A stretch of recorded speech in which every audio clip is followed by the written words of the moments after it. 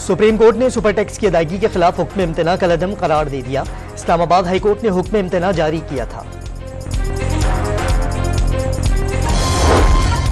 कौमी असम्बली में 302 नौमुंतखब अरकान ने हल्फ उठा लिया।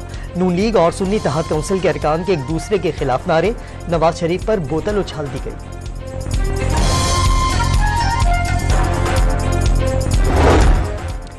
बैरिस्टर गौहर तहरीक इंसाफ के बिला मुकाबला चेयरमैन, उमर अयूब मरकजी सेक्रेटरी जनरल मुंतखब। केपी में गंडापुर पैनल, सिंध में हलीम आदिल शेख पैनल और पंजाब में यास्मीन राशिद पैनल भी बिला मुकाबला कामयाब।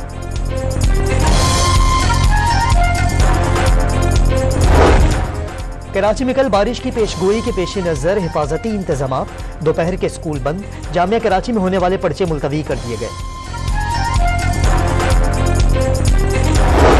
और गजा में इमदाद के मुंतजिर फलस्तीनियों पर इसराइली फौज की फायरिंग, 104 फलस्तीनी शहीद, 760 जख्मी हो गए। मजमूई शहादतों की तादाद 30,000 से बढ़ गई।